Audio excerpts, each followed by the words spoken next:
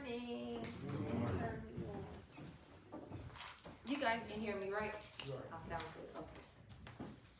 Had a great time last night. Yeah. You guys feel good? Anybody that's here that don't want to be here? Just raise your hand. Don't be shy. It's okay. It's okay. So we're going to start with there's a purpose in your past. So how many people believe that your past can actually have a purpose? Amen. Like truly believe that. Okay. That's good. Your past has a purpose. But if you're still there, it's not your past, it's your present, right? All right. As long as we got that clear. So we got to make sure it stay our past. So everybody see it? It says minor adjustments is dedicated to preventing and reducing crime. Our primary purpose is to teach men or women how to make the minor adjustments that are necessary in their lives, which will allow them to obtain and maintain a productive lifestyle after incarceration and or rehabilitation. Our motto is anywhere but backwards. Everybody say anywhere. Anywhere but backwards. Say anywhere. Anywhere but backwards. I gotta let y'all know I am not going to allow you to sit there and not open your mouth. Come on now. Because when you was going to purchase drugs, you did not go to the drug dealer and just do this. Come on now. You said what you wanted. Come on now. Everybody say anywhere. Anywhere. But backwards. But backwards. Come on, y'all. Yeah. You got the same enthusiasm we had to go get it. We have to have the exact same enthusiasm to save our own lives. Come on now. You can't be all nonchalant like, yeah, I really don't want to say it, because we didn't do that when we wanted to crack. We didn't do that when we was committing crime. We need your money to get drugs. We said give it up. Come on now. Everybody say anywhere. Anywhere. But back. But back. That came Salvation Army in Wilmington, Delaware. 7:24. That is your scripture. If you have a life verse, tag that to the life verse. Yeah. Jeremiah 7:24. It says, yet they did not obey and incline their ear to me, but they followed the counsel of their own hearts, and they kept going backwards instead of forward. Everybody say anywhere. Anywhere. But backwards. But backwards. It's not, don't complicate it. My God. You have one assignment. He gave me one assignment. That assignment is, Michael, I don't need you to be me. I need you just don't go back. Amen. As long as y'all get this part of this program, this is the simplest thing you need to get. Your assignment is only not to go back to the drugs. There is absolutely no possible way for anybody to relapse on any type of drugs if they don't go backwards. I know you smart. You know it. So in that mission statement, look at that mission statement, there's two words and they're very big. Anybody call them out? Obtain, maintain. Okay, everybody say to attain my sobriety is easy.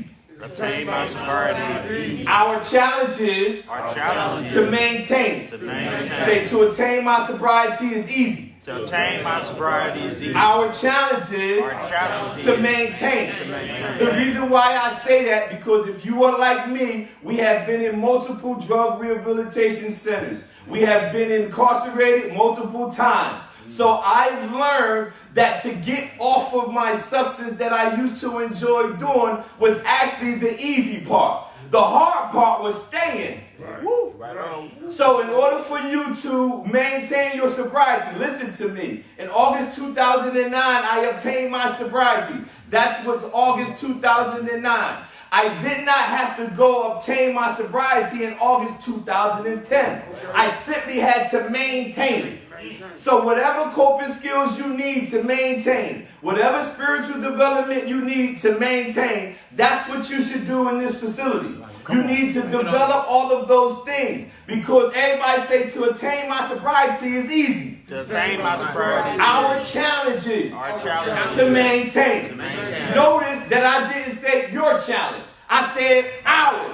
That means I'm just like you. Come on, man. So if I got to get up every day and spend time with God, if I got to get up every day and develop different areas in my life, then you're not exempt from it as well. In order for you to maintain your sobriety, you are responsible for getting all the needed tools you need. Every individual in here, nobody knows you better than you. Oh my. Don't nobody know. You know if the things that's going on in the program is not right. You know that, and all you got to do is focus on you though. You like that ain't gonna help me where I'm going. Come on now. So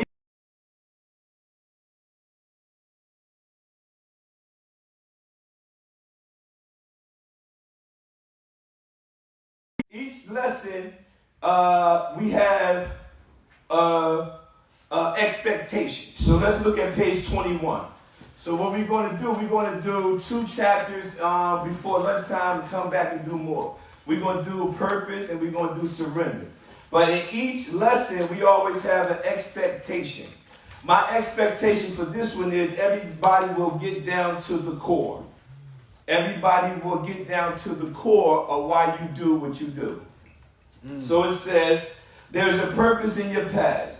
In order for you to begin the process of allowing your past to push you into your destiny, you must first know that you still have a purpose for living, despite all the bad choices and situations and negative things you have done in your past.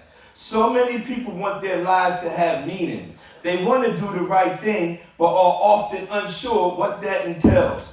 Do remember, you and I were created to do something extraordinary. Come on, man. You have a purpose. My God. You have a purpose. But check this out. Inside every apple, there's something greater in the apple. Inside every apple, you can take the skin of the apple, take the skin out back, get some good soil, bury the skin. You still won't produce the greatness that's in that apple. But if you peel that same apple, cut the pieces you can eat, take the pieces outside, real good soil, you still won't produce the greatness that's in the apple. But if you peel that apple, cut the pieces you can eat, you come across the part of the apple that's called the core. Come on, you got it. You call the core. When you break through the core, you get to the seed. The seed is the thing that produces the greatness that's actually in the apple. But just like our lives, unless you break through the core of why you keep doing things that will possibly kill you, you'll never discover the greatness that's actually in you. So you got to break through the core of why I'm doing it. I know the drugs I did, but why was Michael doing it? I was an insecure man. Whenever I wasn't on drugs, I didn't like to socialize. But when I got the drugs in me, how you doing, shorty? I want to talk. But the problem was I was an insecure man. But the only person that can get down to the core of why you're doing it. We have a lot of reasons why, but you got to get down to the core. Come on, man. And that honesty can only be done with you. My God. You got to get down to the core of why you're doing it. If you find out why am I hurt from something? What's my real reason for me to know that if I do this fentanyl, this heroin or drinking and all this, I could possibly die? What is the reason that I can I tell people all the time, everybody say I'll never use drugs again. I never use drugs again. I tell people all the time, God might as well call me home. It's over. I ain't doing that. They said, you can't say never. I said, man, never. Come on now. I'll never do it. Because once I got down to the core and I broke through that core and I got down to the seed and God showed me that I can use my life to help other individuals. My God. Or I can use my life to kill myself. That's the same thing you got to do. You got to get down to the core why you do what you do. When you break through the core, that takes honesty. And men, we sometimes don't like to sit around with other men for whatever and talk about honest. Let's be honest, man. Yeah. You know, get with your counselors, get with your spiritual advisors, and, be honest. Yeah. Because ultimately, it's going to come down to you. I always thought, when it's all over, God ain't going to ask other people why I did what I did. Come on, man. He ain't going to go to them and say, hey, man, why Mike do that? Come on now. He ain't going to say, nah, bring Mike up here. Yeah. Let's talk about, hey man, who represents yourself? Like, nah, what about my mom and my dad? Nah. Let's talk about why you did. You got to get down to that core. The word purpose means to set as an aim, intention, or goal for oneself. The reason for which something exists. The first question, it says, who are you? Who are you? That bullet on there says, who are you? And I wrote on mine, remember everything you're hearing when y'all get pens and everything, these questions, y'all got to do it on your own time. These questions you write in the book. And the purpose of me having these questions in there is because you can revisit it later. And you might have felt this way 6 months from now, you go revisit it, you say, yeah, I've grown since then. It's okay to put your honest questions and stuff in there, but later on you go back and revisit and you can see your growth. Right on. And mostly, I wrote here, normally other people tend to see your true potential before you see it. Mm-hmm. Normally, other people, my mom and them told me what I'm doing now, they used to say it to me when I was actually using it. They would tell me, this is what you was going to be doing, this is what you was going to be doing. My wife used to be like, yo, you can write books. Because I used to be in jail so much, all I do is write letters. I'm trying to make sure I keep her, so all I want to do is write letters, you know. So she said, man, you know what? You can write books. How about that? I'm a 10-time published author. I end up really, because other people see your potential before you see it. That's why you have people in your lives who has often spoke certain words to you about things you could do that you wasn't living it, you wasn't doing it, but they still spoke it. That's right. Because they see the potential in you, and they always seen it, and we just didn't embrace it. So more normally, other people see your true potential. The next question, what's your purpose? I like these two questions in order like this. Who are you and what's your purpose? The reason I like that is because a lot of times we stay in situations because we don't know those two things. If someone was to ask you who you are, the first thing you'll say is your name. But who are you? Well, I'm so-and-so's child. Okay? But that doesn't say who you are. That's who you belong to. That's who your mom and dad is. That's what they named you. But who are you? All right? So to help you out, to get out of certain situations, you need to know who you are. Since God created you, He's the only one that can tell you. That's right. And I shared this story a couple of weeks ago. When I was little, I was in second grade. And this fourth grade girl, she was way bigger than me. She was like twice my size. But she bullied me every day, right? So every day I came home from school crying. In the morning, my grandma would take me to the bus and try to put me on the bus, and I almost fight her because I don't want to get on this bus. I'm crying. I don't want to go to school. This happened for a while, and one day I came home crying again. She called me in the kitchen, sat in her little chair, picked me up and sat me on her lap. You know the first thing she said? Baby, you mine. 3 words. Baby, you mine. Not you're mine. Baby, you mine. That's right. Next thing she said, if you come home tomorrow crying, I'm going to whoop you myself. So, I went to school the next day, soaked it up in the morning, didn't cry, because I wasn't beaten. I can't beat her, I wasn't beaten. The girl came, bullying me. I whooped her behind. I never thought I could do it. But when mommy said, you mine, that meant something to me. Because that meant, you mine. That means you're proud. You know, you got pride, you got value, you got worth. Because I thought mommy was the greatest thing. You know, those little kids, everything mommy say is law, is God, you know? So that's what I thought was talking to me. Now she's saying, you're mine, you're better than that. You're special, you're this. She told me that. So when I was fighting her, all I was hearing was, you mine. That's right. I gotta make mommy proud. And I ran home and I told mommy, I got her. I got her. Now that led to me constantly fighting, but I knew who I was. I was mommy's, right? So that's what you gotta get to know God, get to know your Creator, so He can tell you who you are. Yeah. Not who birthed you, Yeah. Not what you grew up liking because it was in your area. Because you see families have certain dialects, they make certain mannerisms because you grew up around it, so you pick it up. Yeah. That does not necessarily mean who you are. That's right. When he shows you who you are and tells you who you are in him, then he'll be able to tell you your purpose.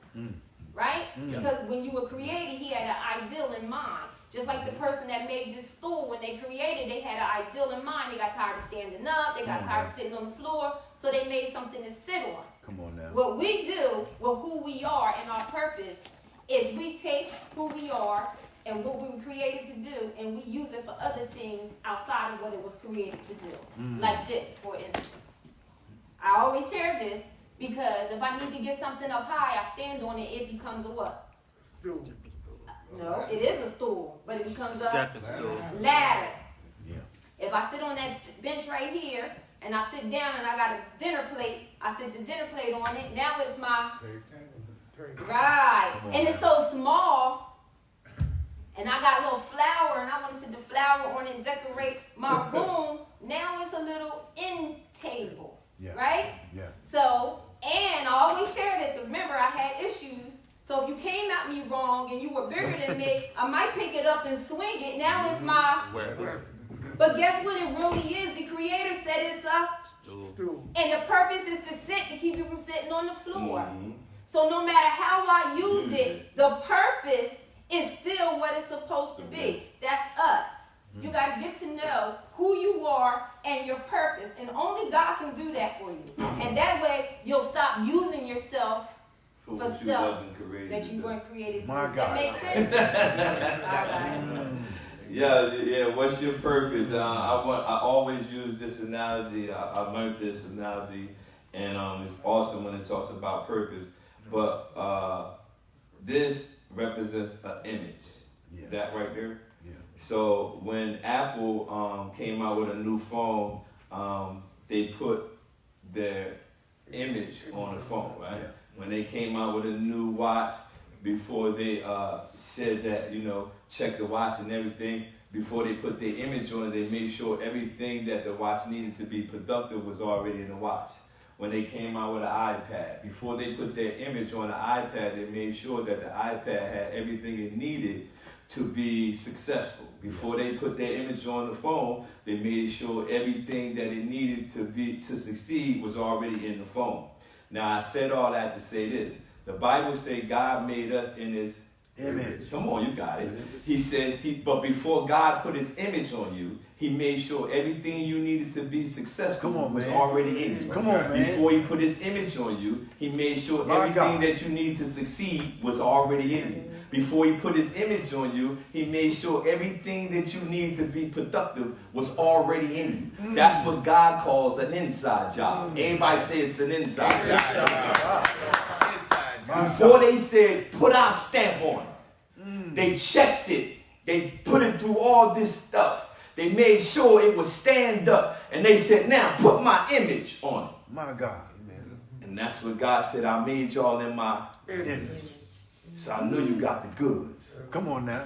Now, if you waste them, that's not on him. Because he wouldn't stamp you.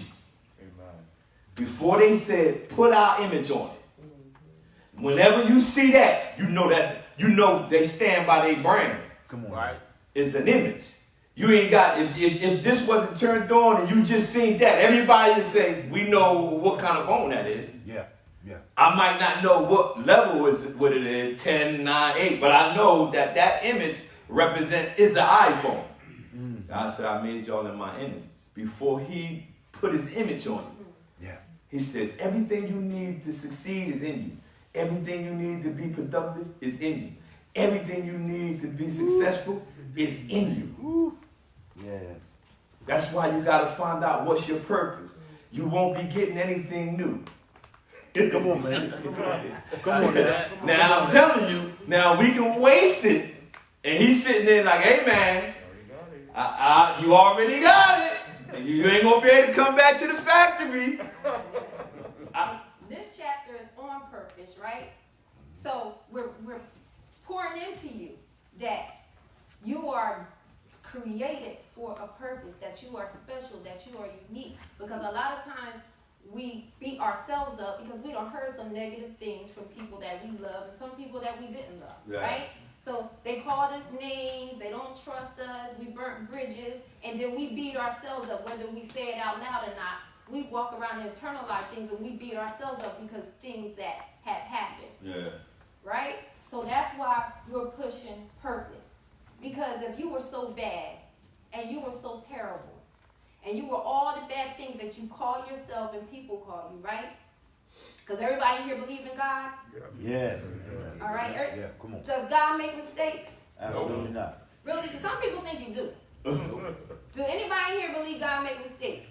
Absolutely not. So you mean to tell me that a perfect God who does not make mistakes, and you were so messed up that he gonna make another you? Come on now. He only made one you.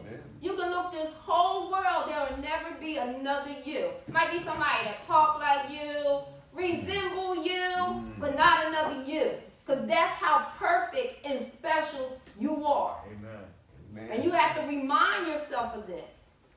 You're not all the negative things that you tell yourself and people say, remember last night? He said you are good. Come on. Because when he made you.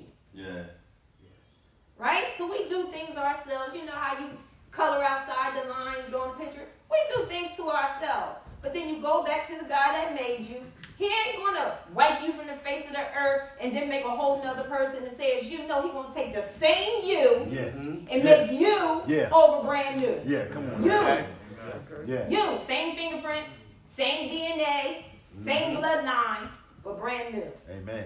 Because he can't create you over because you were good the first time. It was good then. It was good. Are you aiming for anything of importance?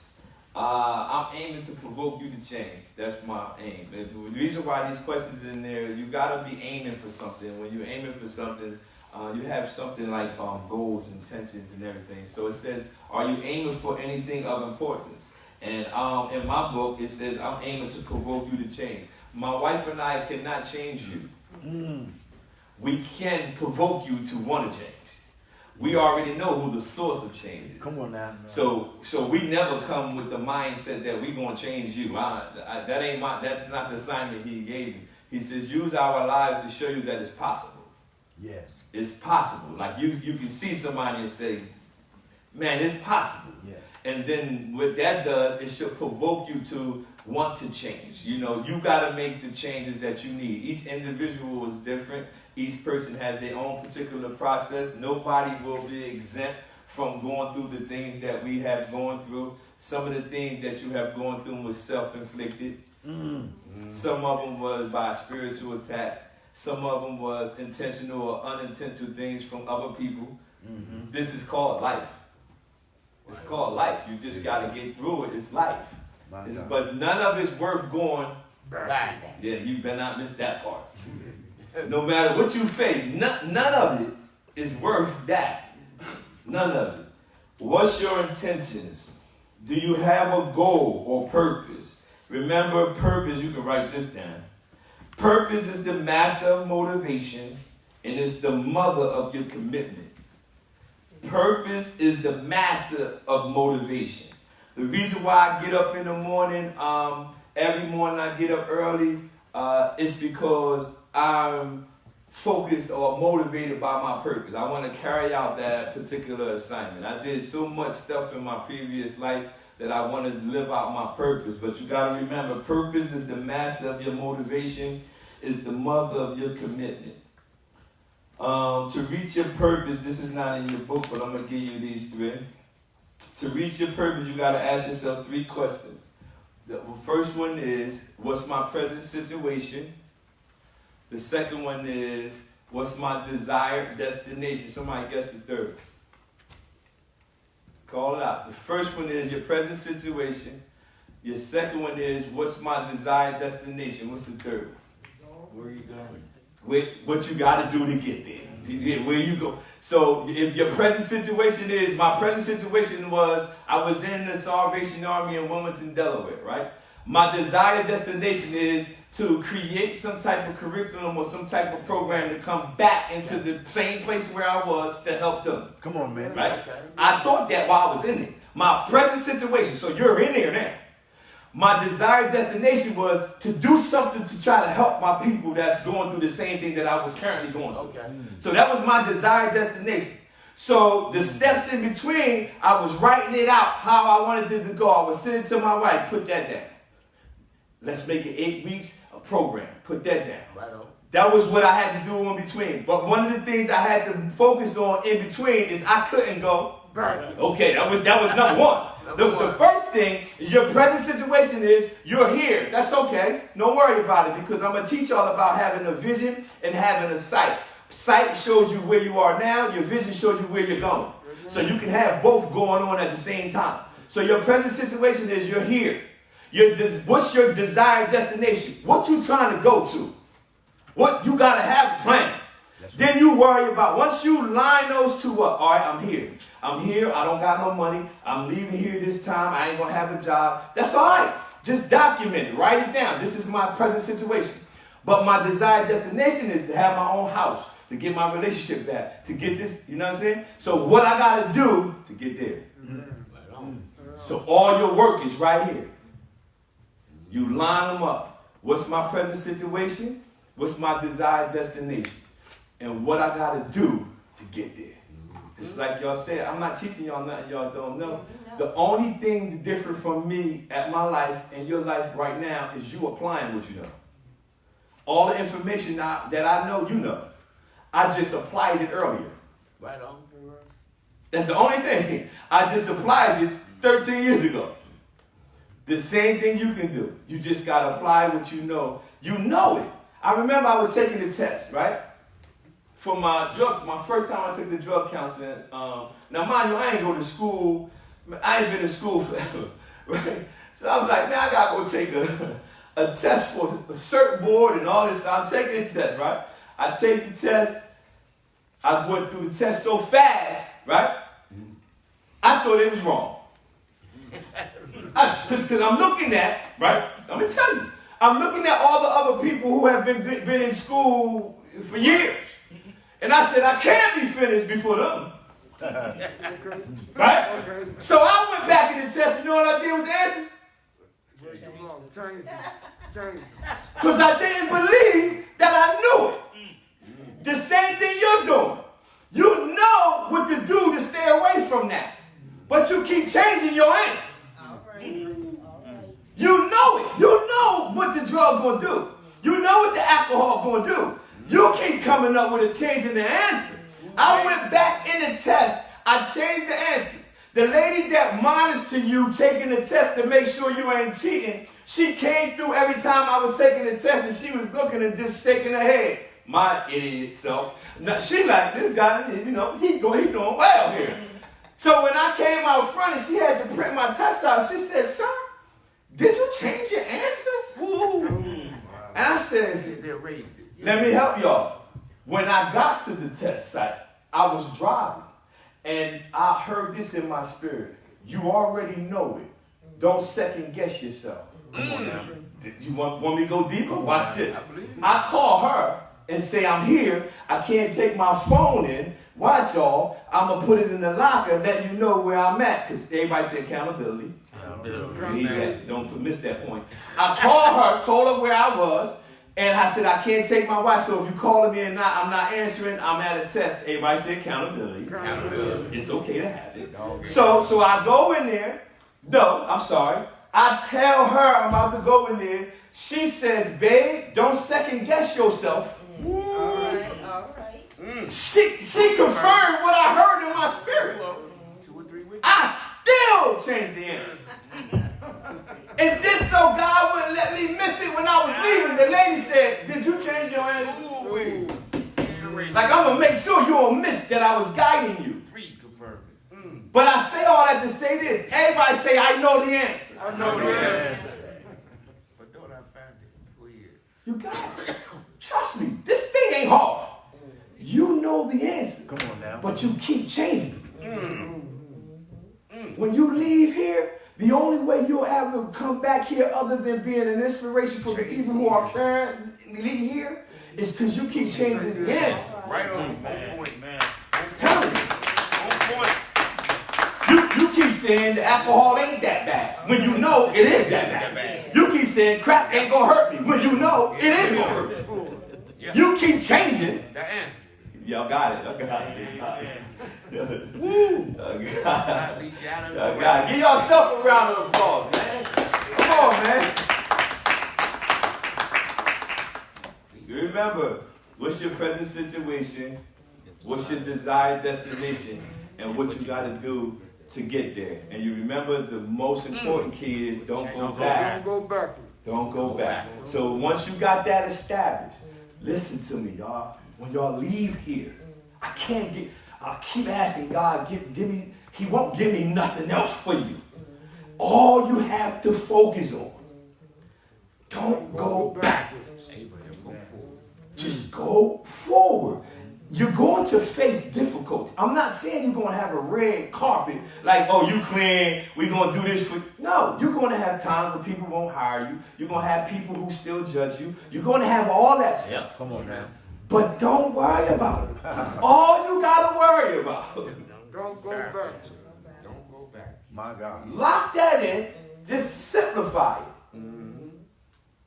Simplify it. I'm going to back up some on page. Hold on, I'll send it to you. Let me see.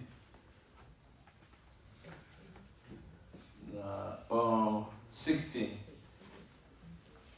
Look at page 16, where it says, see the big T right here? Huh?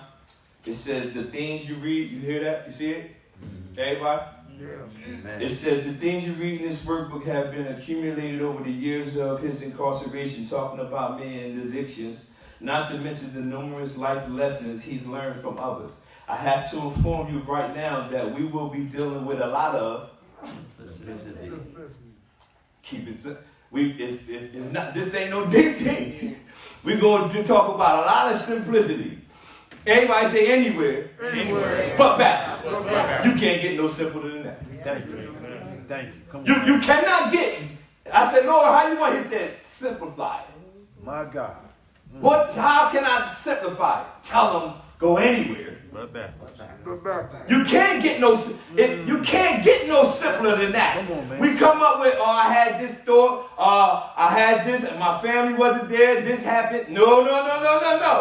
Everybody say on this day. God gave me the strategy. Oh my. And that's recorded in heaven. Thank you, that. It's recorded. And yet, Lord, I did my part. It's recorded. Your strategy is don't go back. And that does not mean you won't make a mistake. That's right. Okay? We all make mistakes. We're human. A mistake is not, I'm going to keep doing this and keep doing it and just keep doing it because I go to rehab and God going to forgive me. He'll forgive you every time. Right? But it's consequences, right? So I'm saying that because my husband was sending this stuff home to me from the Salvation Army, right? Get out the Salvation Army, relapse. In the midst of his relapsing, in his mind, he was like, nah, I can't do this. Like I can't keep doing this. I need help. He would lay outside my window because I locked him out the house. I told you. Second floor window of a Cape Cod, the ceiling went like this. I would get off work, try to sleep because I worked third shift. He would climb up there. I don't know how he did it. Lay on that window as if he was laying next to me in the bedroom, right? And tell me the craziest stories. We're going to buy a house. I'm going to have a business. I'm going to buy this beautiful ring. He tell me all this stuff. And me at the time, I kind of wanted to push him off. But I'm thinking, how you going to do this? Doing what you're doing, like the two don't line up. But he knew it. He knew it. He would say, God ain't going to leave me like this. I'm not going to always be like this. No matter what he did, he kept telling himself Come on, man. he wasn't going to be like this. Woo. So after a while, his actions started catching up to what he was saying. So if he did it every day, all of a sudden not doing it every day. Yeah. If he started doing it twice or 3 times a week, now that went down to maybe once a week. And eventually, it just, like, some people I can do it like that, and some people it takes some steps, it That's takes right. some That's progression. That's So when he gave up the drugs, he still was smoking the cigarettes. When he gave up the cigarets, he still had pornography. But guess what he wasn't doing? Yeah. He wasn't going back to the Yeah. step before. Bring it on. Oh, yeah, that's good. That's good. And I thank you. You said that. I need 2 people to stand back there by the clock. Give me 2 people. 2 people stand back there by the clock real quick. I'm glad you said that. Hey, just 2 people. Go back there by the clock. I need y'all to stand facing me, please. And just stand shoulder to shoulder. Right? Mr. Baptist, I want you to say now. You know I'm just, you know I'm. So what I want you to do, when I say I want both of y'all to take 2 steps to me, right? John, I want you, when I say both of y'all take 2 steps to come to me, right? I want you to take 1, 2, and then take 1 back. And when you take your 2, you just keep taking your 2 to me, okay? So take 2 steps. 2 steps. Come on. No. Stop or start over. Start over. Everybody is about to take 2 steps. And you take 1 back. That's your 2 steps. Your 2 steps is 2 steps, then 1 step back.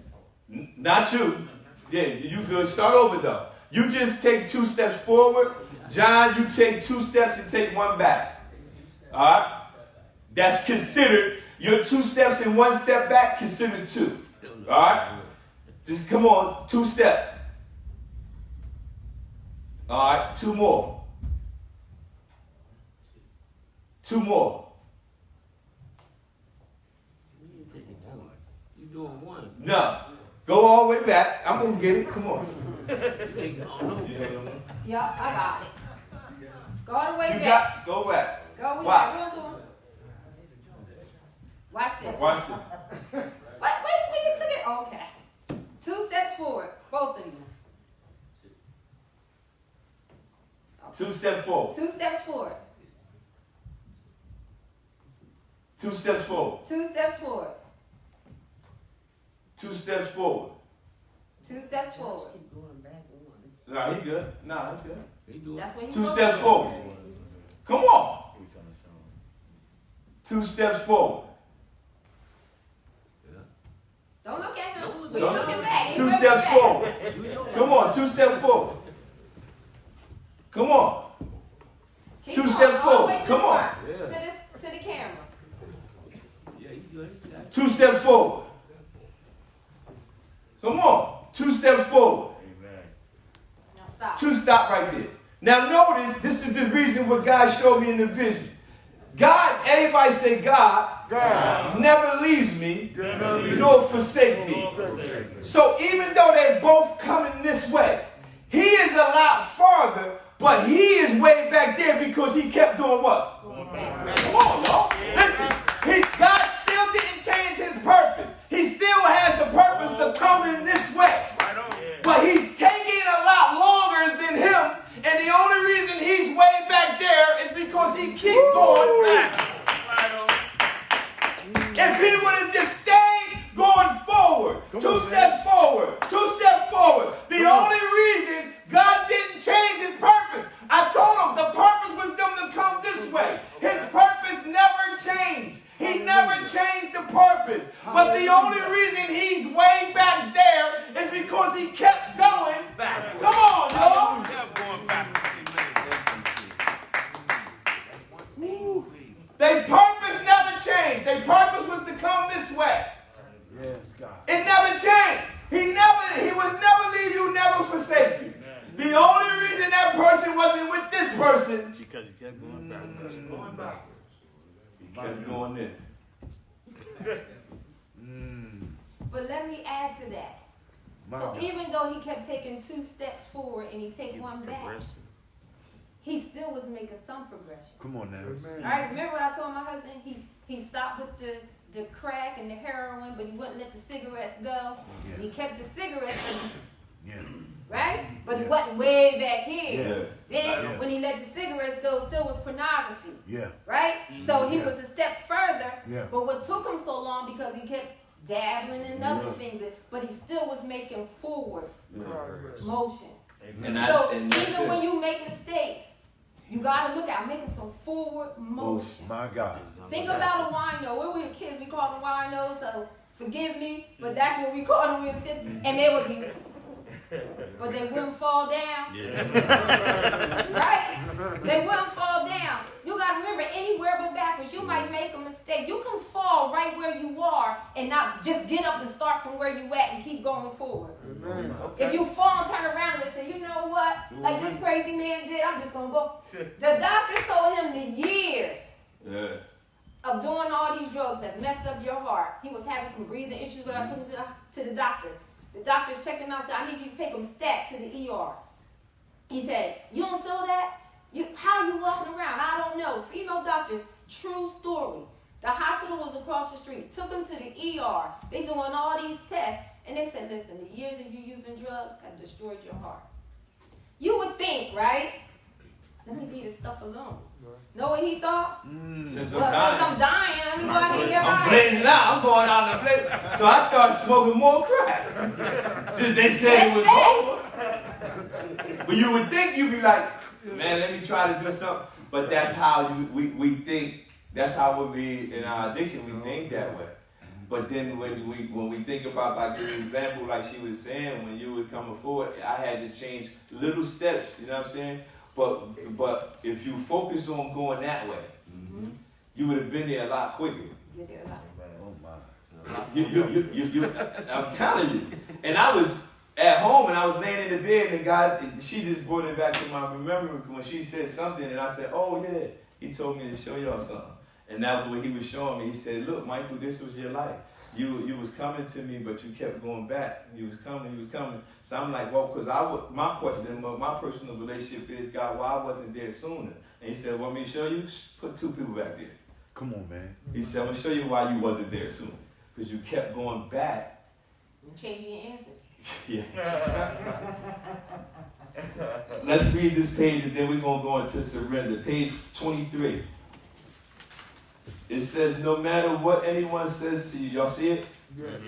No matter what anyone says to you and no matter how you look at it, the fact remains that you have a purpose for this world and you have a reason for living. Telling yourself that you have a purpose, even though your present situation may leave you feeling broken inside. However, this is a great place for you to begin. Start by encouraging yourself. Stop waiting on others. Tell yourself, everybody, I have a purpose. I have a purpose. I have a purpose. I have a purpose. I have a purpose. You got to give it up for yourself, man.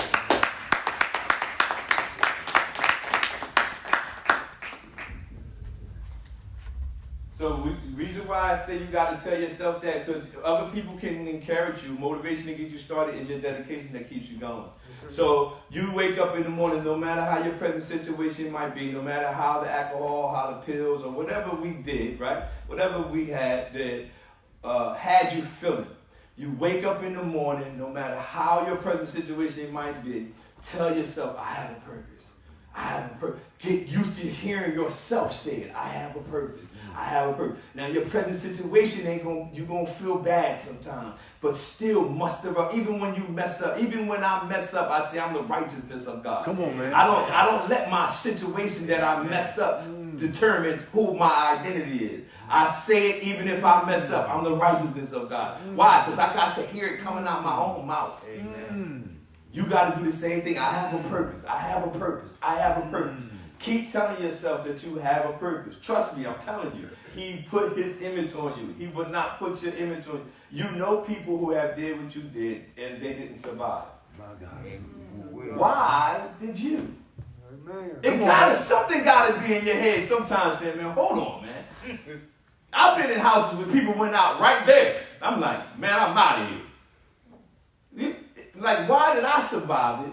And we did the exact same thing. Preach, man. Come on now. Preach, man. You gotta think, Come on, preach, he man. must got something for me to do. My God. How many opportunities like that are we going to get, though? You somewhere got to click and say, man, I have a purpose. I might don't not line up what it is, but it's something. Yes, it is. It's something. Yes, it is. This next one we're going to do surrender on page 29. What time lunch? What time lunch is?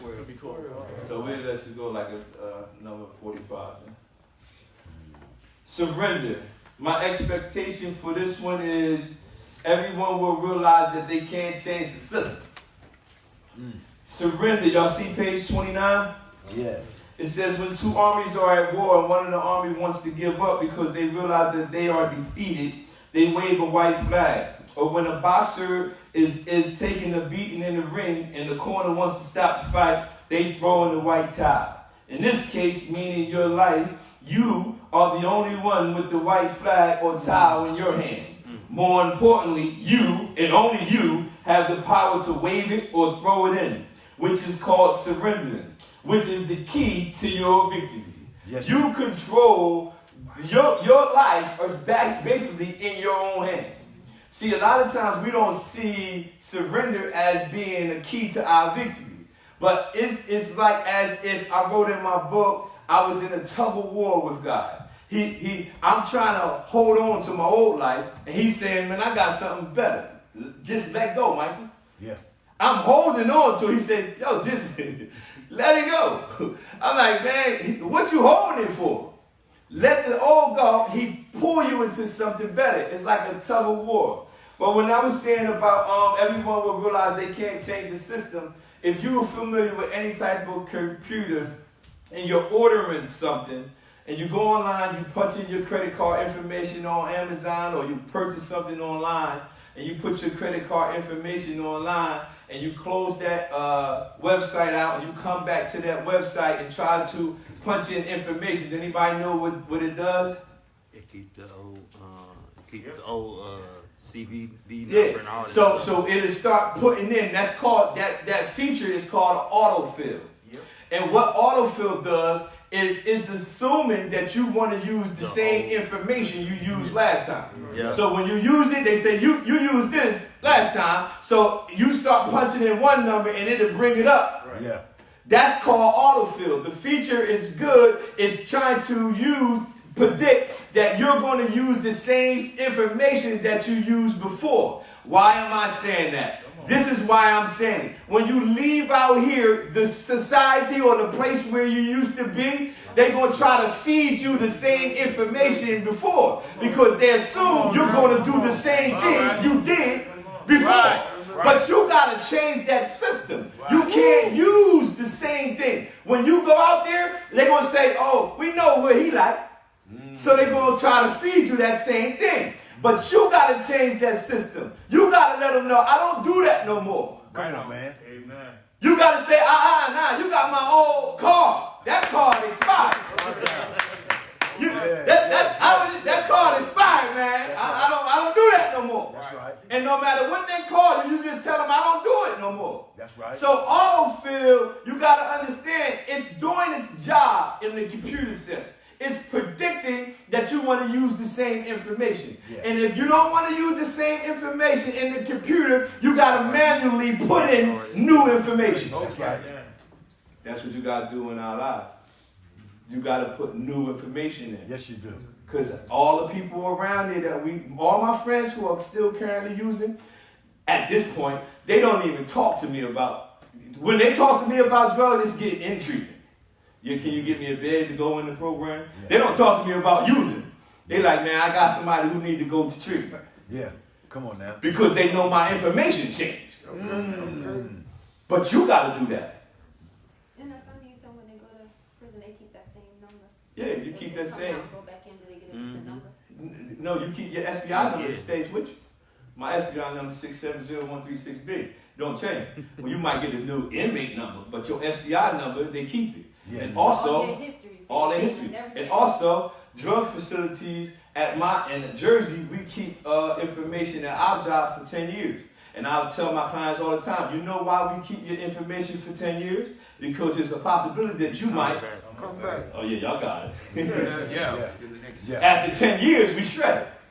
But they keep it 10 years, so when you come back, all we gotta do is update. But It'd be so funny because I be talking to people who I had before, and they sitting there saying, "So you never drunk alcohol before?"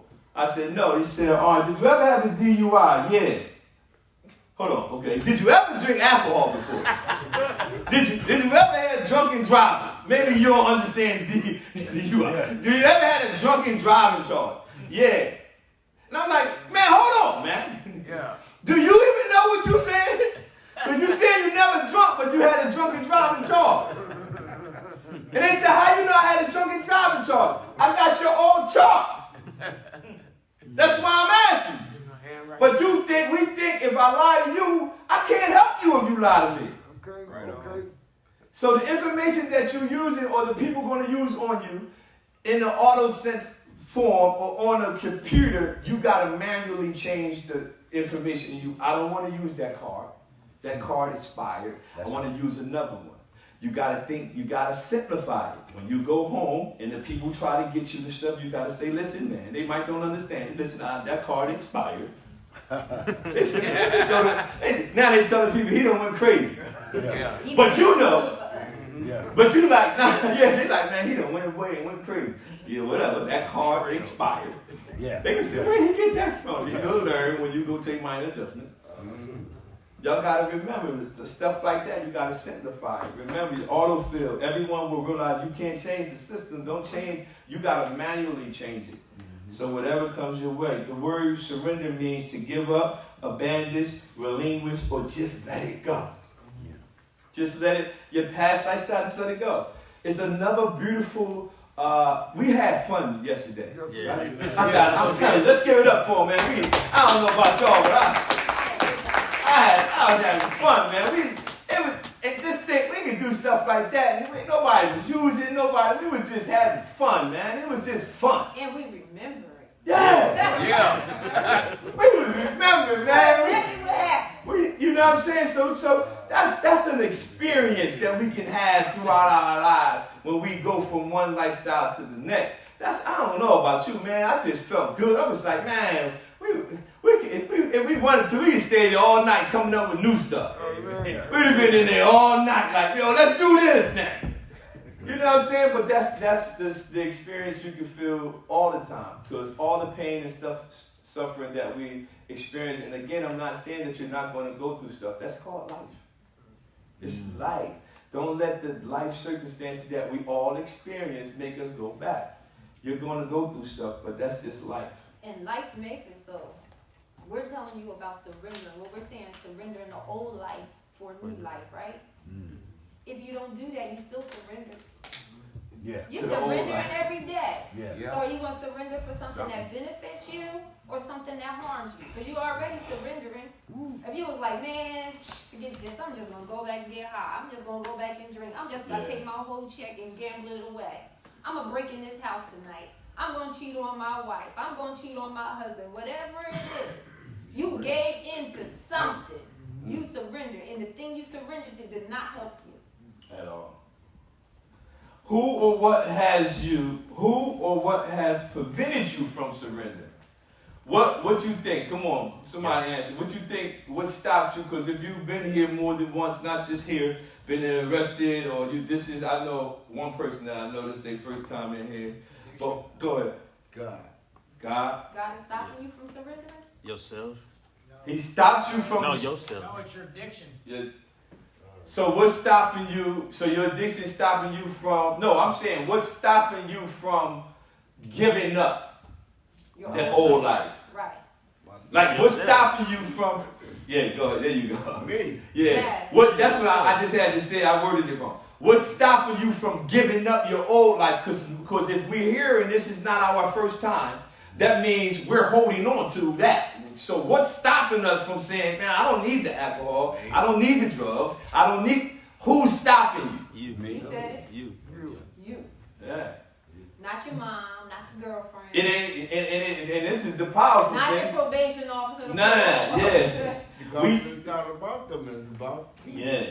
Because if you think, I remember my little brother did this example. He kept saying, you know, we think about holding on to our past lifestyles, and we keep even giving the substance or the alcohol the control, right? But the only control it has is the control we give it. Yeah, that's right. Because none of it has hands. None of it has legs. So in order for it to get in me, I have to put it in. so we keep saying that stuff is no. That stuff can call your name all night long. It still needs you to participate. It needs your help. It needs us to actually hurt us. Mm-hmm.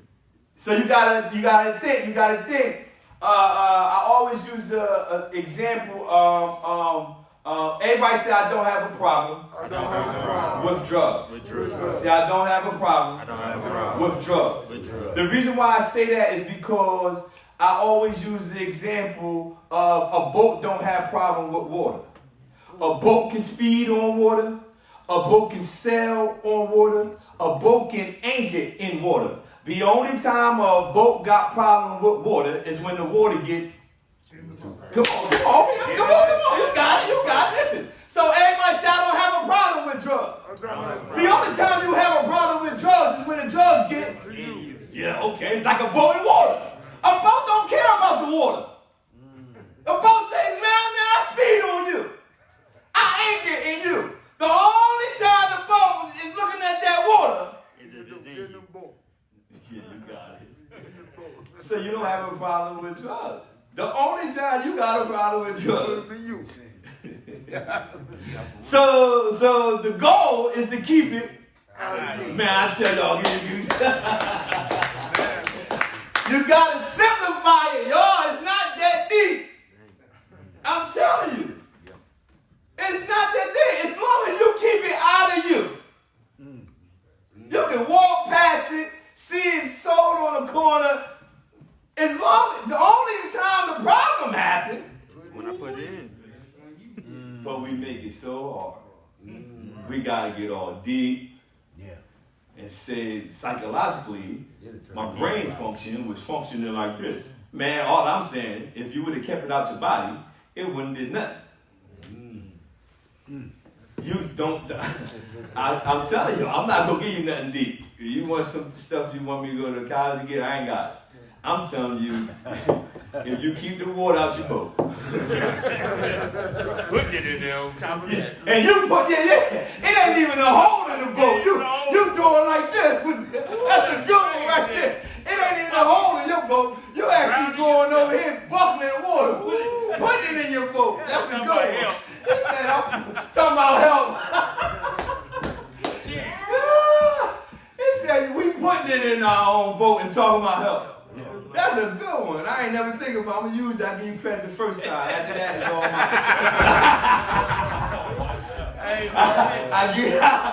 I got this from him. That was my first time using it. The next time they say, man, you create that. Yeah, I got it. That's good. That's good. But you see how one person inspires somebody else to see another level of it? Yeah. See how he said, man, and we putting the water in our boat. Yeah. That's good. That makes sense. We doing it and then say help. Wow. Yo, looking at you like you crazy. He said the boat looking at you like you crazy. Man, why you putting this water in here? That's good. That's good. Yo, look at page 30. Page 30. I hope I'm helping y'all some type of way. Yes, you are. What's the hardest area for you to surrender or change? Somebody talk to me.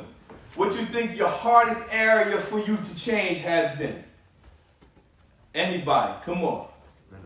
He says your mind. He said his mind. That's a good one. But Romans chapter 12 says you must be transformed by the renewing of your mind. So that's a good one. He said, what you say, lifestyle? Yeah, remember I talked about that yesterday. I said some people got addicted to the lifestyle. Wow. The thrill of going to cop the drugs. Good God Almighty, man. I used to love the thrill of going to get the drugs. Yeah. Before I even got high, I just love the thrill of copping. Yeah. That's how crazy it was. I'm like, man, I'm going to go get. Then before I got the drugs, if I was going to go get coke, my stomach would start flipping. Now, because I know it's near, as soon as I get the money, my stomach flipped. Because I already know this money is, you know what I'm talking about. As soon as I got the money, I said, uh-oh. Ooh, my stomach flipped because I already know where that money going. Yeah. But isn't that something? That's just how I been. Because I used to be amazed at this, right? So my husband had this great job back then. He lost it because of me, because I called him and told him to drug test him. That was terrible. Sure did. He wasn't bringing the money home nowhere. Wasn't helping me none. But he had this great job, right? So, you know, if you get paid every 2 weeks, so get paid, don't see him Friday after payday, Saturday, Sunday. Monday morning he show up looking all disheveled and I gotta go to work, I need to change my clothes, all this stuff, right? Now he wanna stay home. Monday, Tuesday, Wednesday, Thursday, Friday, Saturday, Sunday. No problem. Stay home. Yeah. Go a couple of days of withdrawal, stay home, make it all the way back up to the Wednesday before you get paid. Now this Wednesday, he different.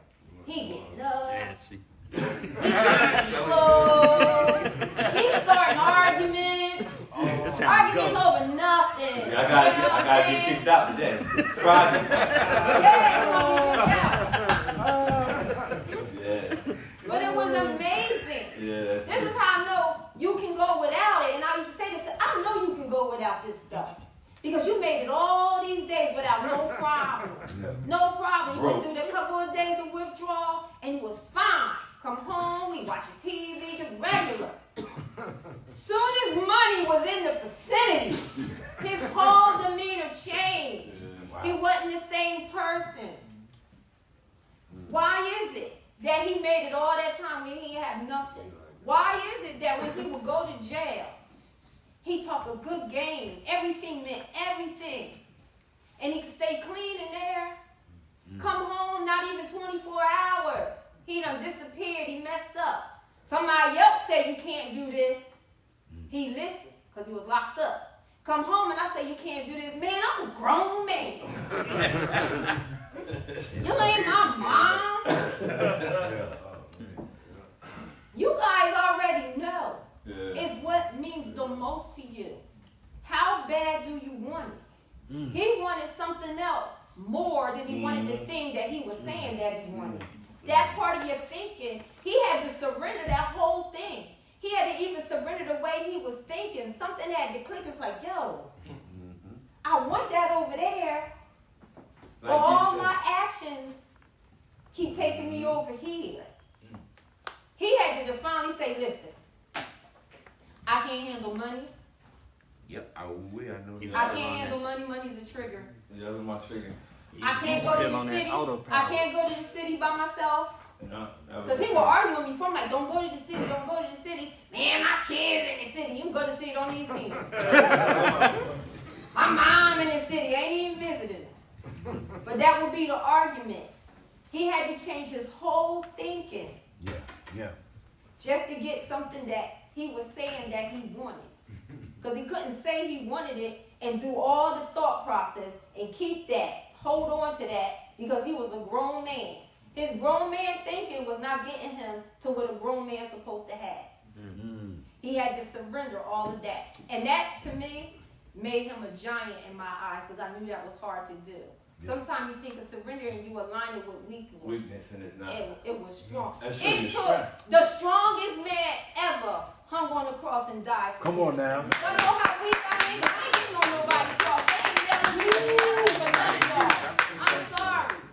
I'm not doing it. I'm not that strong. Actually, the way they beat Jesus before he got to the cross, I'd have died. I'd never made it. So to surrender your life like that takes a strong man. My God. Are y'all strong men? Yes, we are. Let me hear you say it. I'm strong. I'm a strong man. Amen. Michael motivated himself to succeed in his failure because he counted on his money for what he wanted.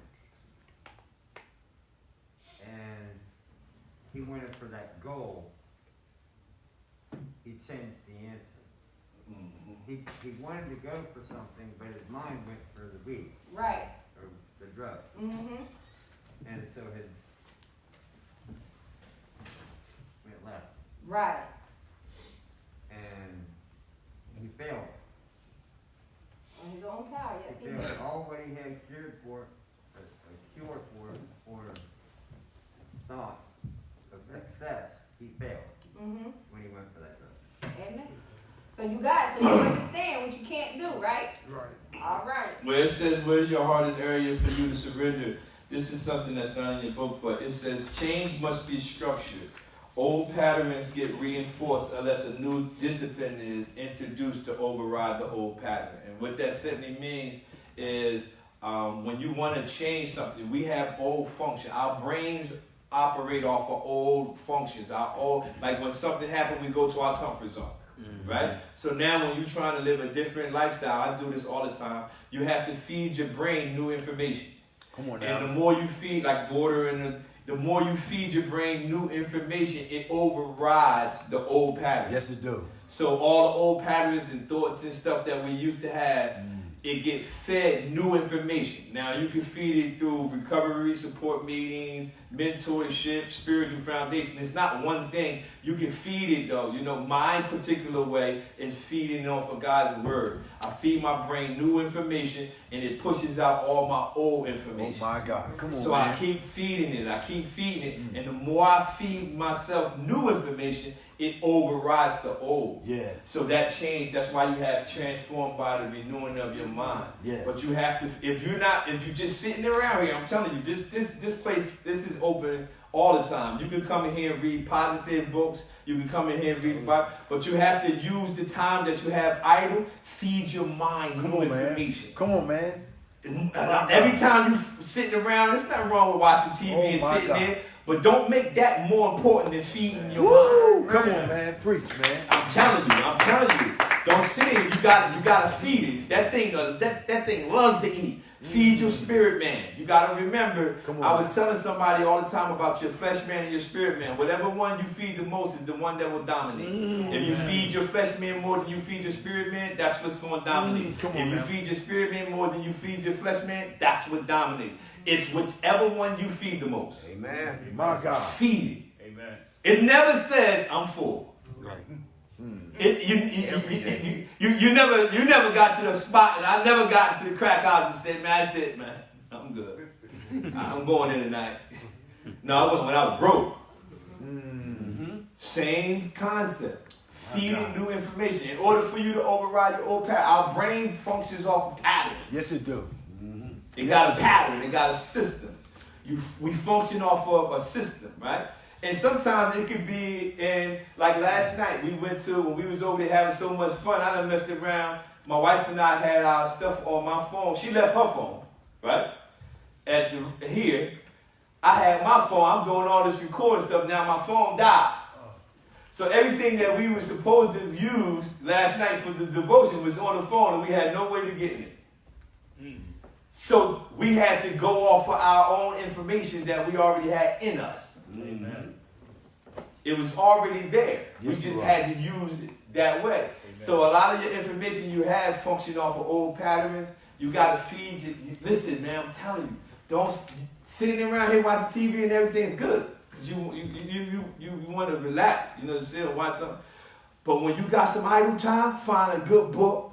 Find somewhere you might get with a couple of brothers. Y'all can make your own group. When I was in the Salvation Army, I used to get with like 4 or 5 people that was focused on trying to do right. Come on, man. I said, yo, man, come on, man. That's, what you doing? He said, man, I'm watching this movie. All right, when you finish that, we're going to go over here. And what we did was, y'all can do it too. This is free. We started doing a meeting for 15 minutes. Yeah. Then we started building up more people. Now we're doing it for 30. Then we built it up to 45 minutes. Come on now we meeting every day for an hour. Yeah. And we was feeding each other. Yeah. And we was feeding off of each other. And y'all can do the same thing. Amen. Y'all can do the same thing. This is included in something y'all already have going on in this program. Y'all got a lot of idle time, but y'all can use that time to feed yourselves. Come on now. Right on. Yeah. Amen. Y'all can do it. I'm telling you, I did it. Y'all can do it too. And that's good because They don't what want to. some things that happen physically, right, and it's happening spiritually. So you ever wonder like why your body is craving a drug? You telling your mind you don't want it, but your body is like, I want it. Let me tell you why. So in your body you have like, just think of tubes. What are water bottles? Just think of these water bottles, right? So just picture a row of them. See how this one? Grab that one, baby. That one's full. See how this one down here, because they can drink the water out of it, right? This one's full. No, let me hold it. So every day you have these receptors in your body. Think about it, right? So every day, God has placed in you something naturally that fills them. And that's how you get your pleasure, you know? Yeah. That's how you find your happiness, your sweet tooth. Yeah. So every day, and then you're going out the day, and you're laughing, and you're playing, or you're crying, different things. You're going through life. And this stuff depletes. Your body is on a cycle. Naturally, it fills it back up. Yeah. Right? Yeah. Every day. Yeah. This is actually going on in your body. Yes, it is. So now you start using drugs, right? The chemical start going in these receptors. So what happens now, you done started using these drugs. When the body's on this cycle, when it goes to fill it up, it say, oh, it don't need to fill it. It's already full. Right? It's full. Right? So another day go on. The body go to fill, you got drugs in there. It's like, oh, it don't need filling. It don't need. Right? Now you done did this for a while. Now the body is thinking, let me go fill it. But it done got so used to not being filled, it's not even trying to fill it no more, right? It done shut down that part. It's taken care of. So now you ain't got no money to get no drugs. And these receptors start emptying. So now you're down here. Your body knows it's supposed to be full. So now your body is like, you need something in here. And then you go back. But naturally, it can't replenish itself because it's shut down because it's so used to you doing that. So you come in rehab and you go through withdrawal, you go through everything, and your body slowly starts replenishing it again, doing what it was created to do. Yeah. Initially. Now that's physically. Same thing mentally. Something got to go in there when you put something out. So if you start putting all the negative stuff in there and thinking about getting high, and I'm thinking about, get paid Friday, so Thursday I'm going to start an argument with my wife. Maybe I ain't got to wait till Thursday. Maybe I'll steal some money out her pocketbook. Maybe I'll steal her ring. So now you think of all these negative things to get that fixed, and your body just, you know what? Fill it with that. Same thing in your mind. You're filling it with that. So God's trying to talk to you in your mind, but you so occluded with all. Remember I told you, God told me he can't hear you because I was, you doing that to yourself. You constantly thinking of all this stuff. And he's trying to say, hey, don't do that. Hey, I got something for you. Hey, you better than that. You got it natural. You know if you do that, you're going to jail. You know if you do that, you're going to get sick. Yeah. Okay? Amen. Amen. Amen. All right, page 30 down the bottom it says, have you ever thought about surrender? Does a part of you want to truly surrender? The solution begins with a paradox. Victory is always achieved through surrender, not battle. Do you know when you're defeated? The last question on page 30. Do you know when you're defeated? Anybody? How do you know when you go? You do? Yeah, I know. Yeah. Do you know when you're defeated? How do you realize when you're defeated? Your family, lost friends, everything, jobs, rock bottom. But And everybody's rock bottom isn't the same. Right? So what I may think is rock bottom to you, You'll be like, I can keep going. I can keep going. Everybody's different. Yeah.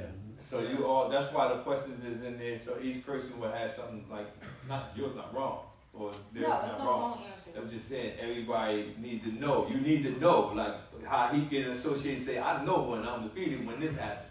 You need to know it's a wrap. Like, it's over. To me, when I had to have my uncles come put these long nails in my windows, they actually had to nail the windows down so he wouldn't break in the house and steal stuff. Right? Yeah, that's true. He could come in the house. You would think I can't even get in my own house. That would be defeat. To me, yeah. Yes. But it wasn't. Guess what? Because he go to his sister's house. He go to his mom's house. some chick house. He always had a house to go to, right? But guess what happened? Without us talking, everybody shut the door at the same time. Yeah. It took all of that at the same time when Mom said, you know what? This Everybody got tired of you this. coming here. When Sis was like, that's it, bro. That's it, bro. When he couldn't go nowhere else, and he was on that corner. And when it's time, when it's your time, it's your time. Because I actually was looking for him. But like I said, he looked so different. I was like, that ain't my man. And I squealed off on him. He got the vapors. I was out.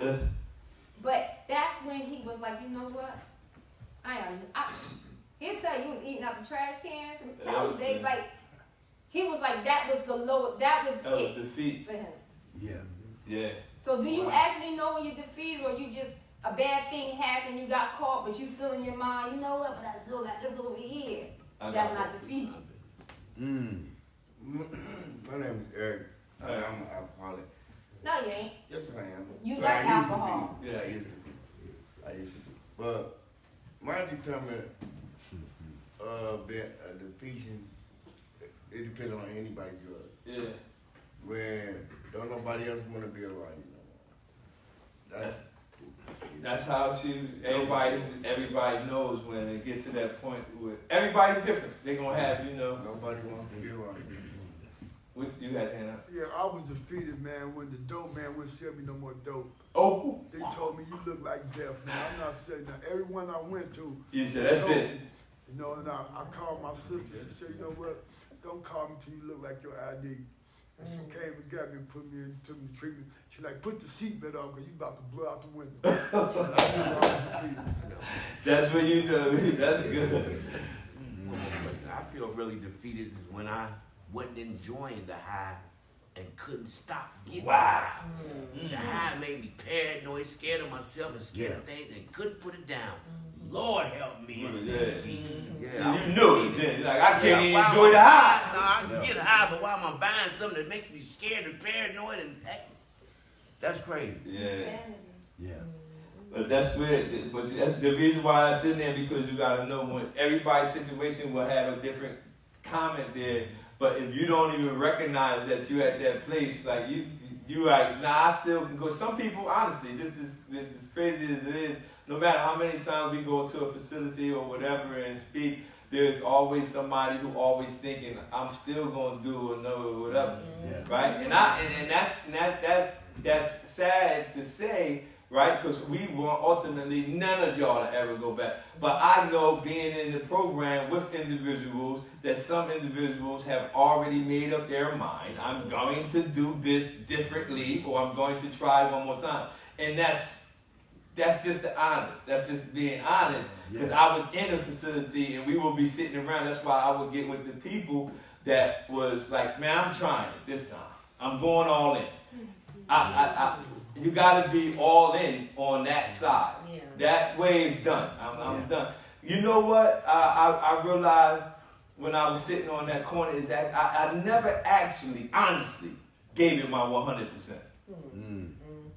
I always would play around like, I might have got to 60-40 a lot. I never ever said, you know what, I'm gonna give it 100 and see what happens. All right. I messed around and gave it 100 and it turned out like this. I said, yes! That's right. Because if we honest, we never really gave it 100%. Yeah. We got to 80-20. I'm gonna keep his number. Yeah. I'm gonna just save it under. I remember I had a call and my wife said, "Why McDonald's calling you at this late?" That was my connect number. What is he trying to find out when I'm coming back to cop? Why Wendy's calling you? I got Papa John's. She said, man, it's I told y'all he was bad. That's Y'all it, didn't man. believe me. I got names under the phone number because I wasn't never 100. I was always like, I'm 70, but I'm gonna keep the connect number. So we never really gave it 100. This time, y'all, give it 100. Give it all. Just make up in your mind. Say, man, I'm gonna give it all I got. Yeah. And see what happens. Just give it. I'm giving it total 100%. And see. It's amazing that you just shared that because I truly believe my bottom, my end was I'm from Columbus, Ohio. I graduated this program about 2 weeks ago. And I'm so grateful that I made a conscious decision when I came up those 12 steps and I said, Lord, I don't have nobody but you. I weighed 165 pounds. I had just left Tijuana, Mexico. I looked like nothing. I looked like death, like that brother just said. So I made a conscious decision to give it my 100%, to sell out, because I understood me saying that, giving that declaration to God, I'm speaking life and death into my own life. So I had to go ahead and say, Lord, here I am. I have nothing else left but you. My wife done divorced me. I'm done. My son's got murdered in the street. I got a son that's doing 10 years in prison. I'm done. So when I made that declaration, I said, Lord, help me. Truly meant it. Right. Bottom of my heart. Through hell or high water, no matter what comes my way. I never finished nothing but a prison sentence. I never finished nothing. But I understand that God is a God of completion. And I talked to the captain and said, stay. I wanted to leave so many times. But God said, stay. They say, stay. My grand sponsor back home said, stay, complete what God has started in your life. So I stand, and I stood. And the only thing about that stand, God put a certain type of spirit in me that it's hard to explain about completion. I completed something. I completed something. It's the weirdest feeling in the world. But I completed something. In the process of me completing it, he put me in a position where I'm in a sober living house with a gentleman that graduated. He's an alumni from Connecticut. He's a Christian, and he speaks life to me. I speak life to him. We work together, and he's lining me up with people that's like-minded. We speak life to each other, and we just encourage each other. And that's when you said it's something about giving back. It's something about giving back. That thing feeds you, man. My God. So when the captain said she wanted me, I said, what is it about this man and his wife that's so important that she want me to hear? And God said, get there. Get there. Get there. So I brought you to it. Thank you. My God. My God. Yeah, man. It's about giving everybody, man. Give it 100. Just from this point forward, man. Just go all in for it. Just say, you know what? Because we never gave it our all, really. Never. Just go all, like I'm giving it everything. I'm all in. You know how you betting? I'm all in. Now go all in on that side and see the outcome. You ain't got nothing to lose. I mean, really, you ain't got you're going all out for that. You ain't got nothing to lose. Just say I'm all in. I'm gonna see what happens. I'm gonna give it all. I'm all in over here. What you got left? I ain't got nothing. Come on now. It's all in over here. Come on now. Y'all got it, man. Yeah, when I was 9 years old, I had a stroke, and it paralyzed my whole right side. And I I had went to therapists and did this and did that. I did what the doctor told me to do, and they sit up there and said that I wouldn't be able to walk. Look at me now. I'm walking like I'm supposed to, but you're walking. Let's see, page 31. Everybody say I'm all in. I'm all in. I'm all in. I'm all in. That's good, because I remember he sparked up something. Remember one time when we first started minor adjustments and somebody said that. Remember they said I never completed anything. Yeah, they had completed the graduation, because like at the end of this Sunday we're having graduations where y'all get certificates and all that stuff. And I remember one man came up to me and he was like, emotionally. He was like, yo, I've never completed anything in my life. Yeah. But jail program. Like he was like, yo, this is my first time. He was so happy with the certificate, and that's why we do it, cause to restore a sense of completion, to give you like, yo, you got this. You know what I mean? Right. So you want to feel and cherish it. Like, man, I completed this. You know what I mean? That's right. When I finished, graduated high school at 48, man, I put that in my office. Man, you can't tell me nothing. That's right. That's right. 48 years old. Y'all went back. I said, man, I gotta finish. Once I start completing stuff, I went at the other stuff. Yeah, do this. That's right. Hey, I'm going, cause my brain clear now. I'm like, man. So now I want to take this. Hey, I'm taking tests. Let's sign up for that. Once you get that appetite of completion, like he said, it's just something that's just amazing. What? Because that's a good thing. Don't let fear hold you back. That's right. Yeah. Don't surrender this lifestyle and be scared of a new lifestyle. Because that'll send you back. Right? Don't be scared of it.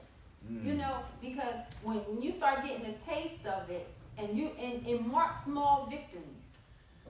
Yes. Mark them. Like when you graduated, it was a different feeling, and guess what it wanted? More. That's right. You wanted more. That's right. So now you with somebody that's just sharpening you, and you speaking word, because it's going to progress. It's going to make you want more, just like the drug. We give you that first couple of free bags, and now you got to go pay for it. Yeah. And that got you chosen for more. It's the other way. Yeah. But it's for your betterment. Yes, you ain't got to rob God. You can't. You ain't got to steal from God. You can't manipulate God. He will give it to you because he want to. He want to give it to you. But he can't give it to you if you're holding on to something else. You got to let it go. You got to surrender it so he can put this in your hand. It's there for you. Don't compare yourself to nobody else, and don't be afraid to have it. Don't be afraid of failing, because guess what? You've been failing all this time. You weren't even thinking about it. The drug man told you to stand on one foot, hop for an hour to get what you wanted. You would have did it. Yeah. You got to do that the other way. My God. And I'm going to tell you, you can do it. Where is in Luke, right? In 10. There's a scripture in here you guys probably never, ever read it before. Right? You can do it. Verse 19. I'm going to read it to you. Behold, I give you the authority to trample on heroin, crack, marijuana, pornography, prison, rehabs, depression, low self-esteem, you name it. He said, right here, I'm looking at it, I gave you the authority to trample over it and over the power of any enemy. And nothing shall by any means hurt you. You got to take the word of God. That's why it's a personal relationship. And you got to make it personal. Come on now. You got to put your name there. You got to put your life there.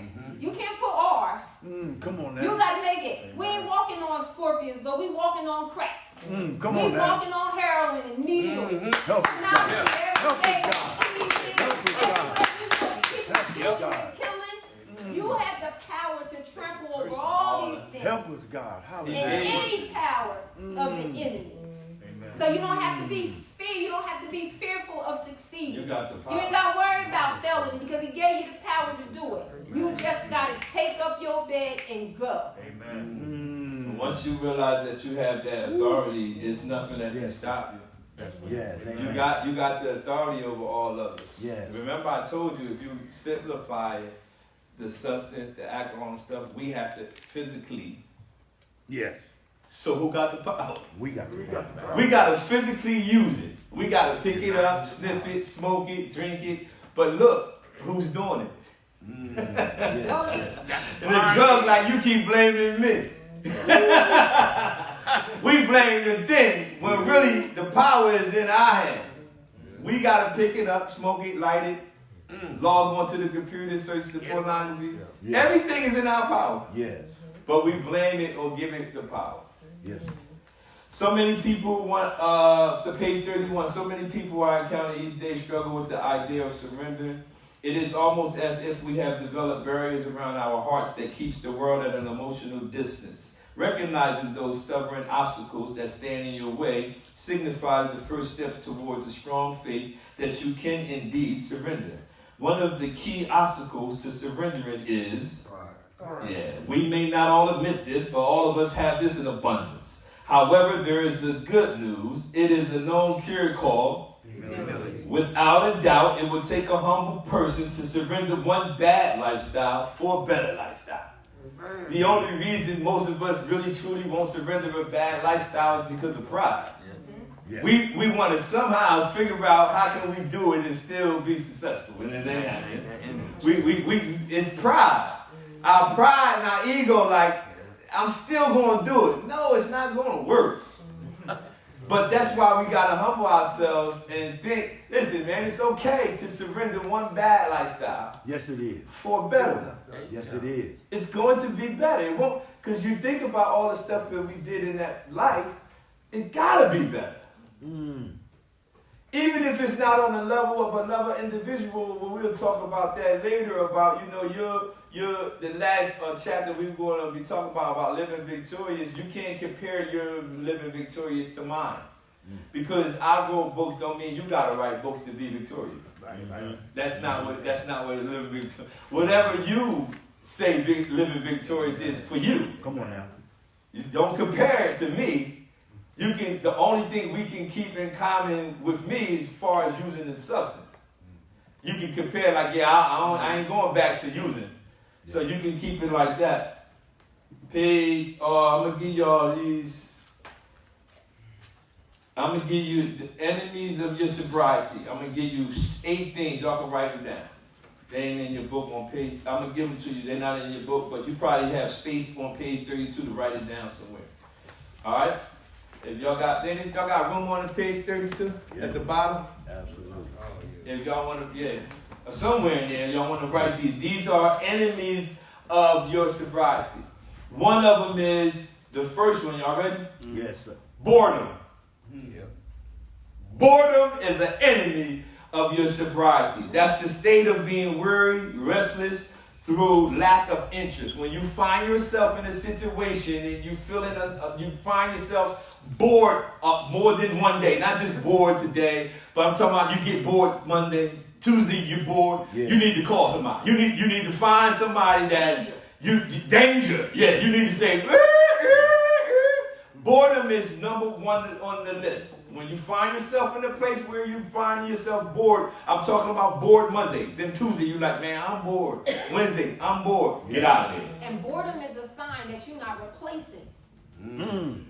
Pay attention. You bored, why? Are you all bored? Yeah. You're not doing anything. Yeah. And boredom could lead you to do something. That's right. Right. All right? So boredom could be a sign that you're not replacing. Remember, you got to let one thing go, put something else in there. And the next one, self-pity. Dwelling on one's own sorrows and misfortune. Man, this happened to me. This happened to me. I got this problem. I got this. When you find yourself and you having a week of that, self-pity, you just sorrow, put woe is me. Like everybody goes through stuff. I'm not over saying you don't go through. I'm talking about every time you talk to them. Got it. I'm talking, hey man, you ever talk to somebody and they be in that state and it drains you?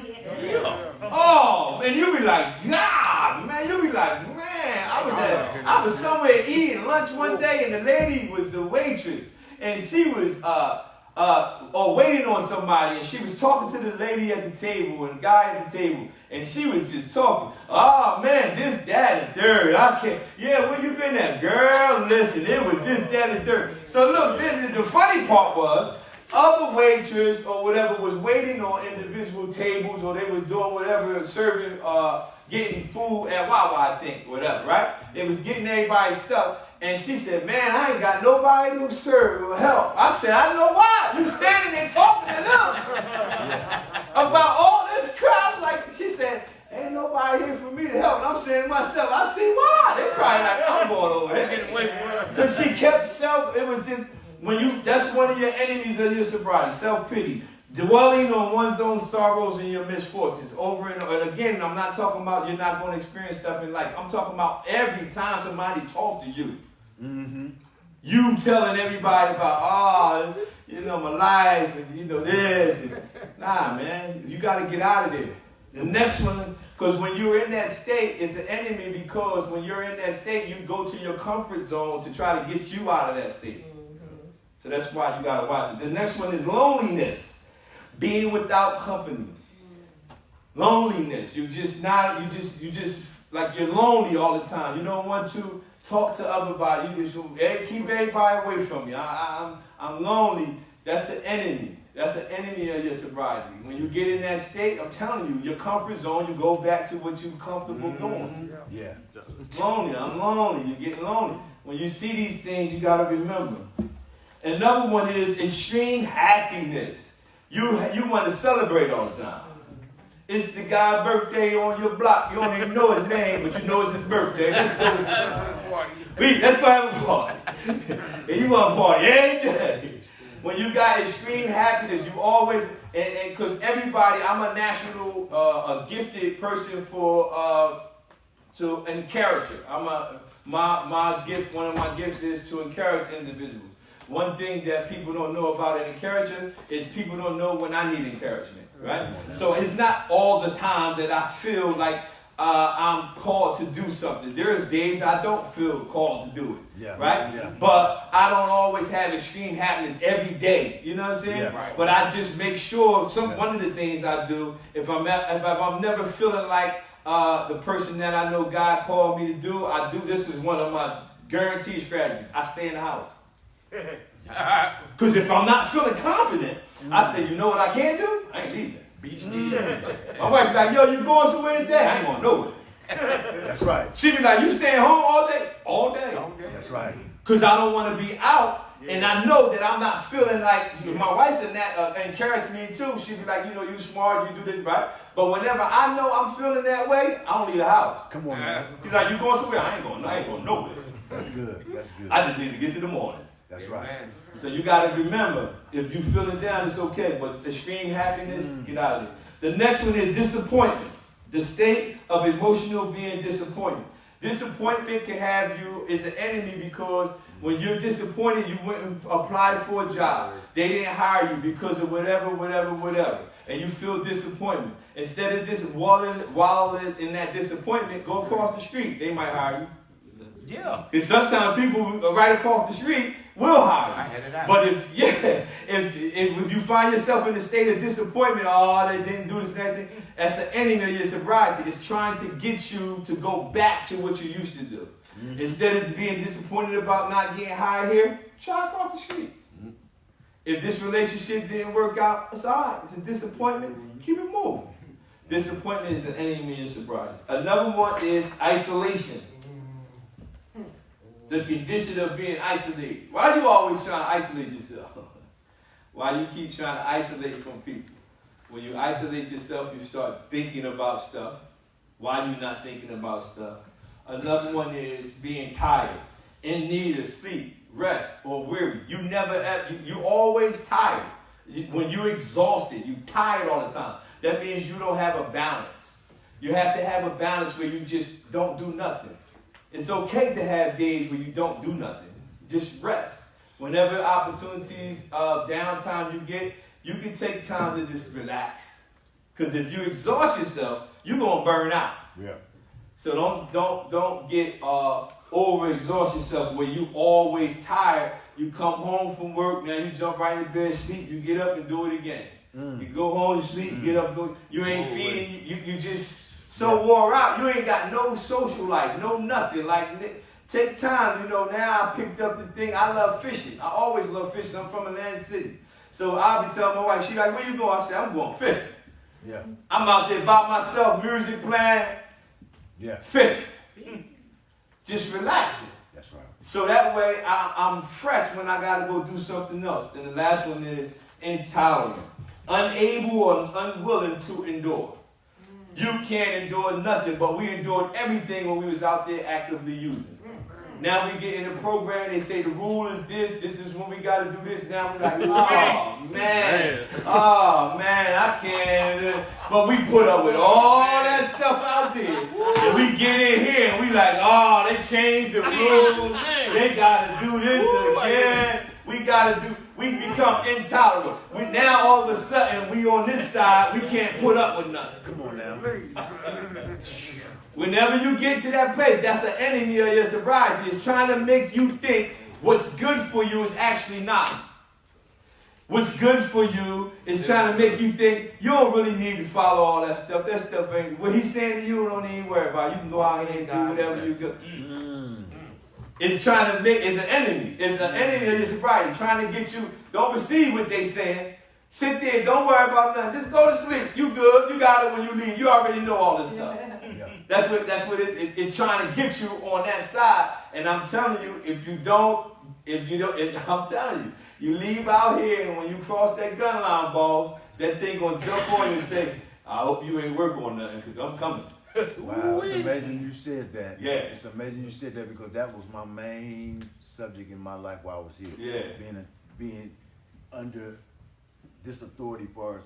I know what to do to stay clean and sober. Yeah. I know what to do, but so I can go ahead and leave now. Yeah. I'm going to go ahead and leave now. But the Bible kept telling me no.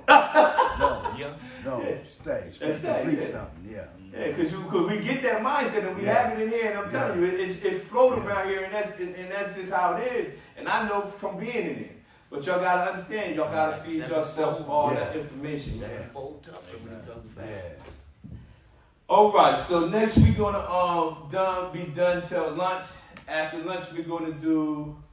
I think we're gonna do visualize and endurance, and we'll talk about visualizing a vision, and we talk about enduring through the process, and then we're going to another one, and then we'll be on Sunday. I pray that y'all got something out of this lesson.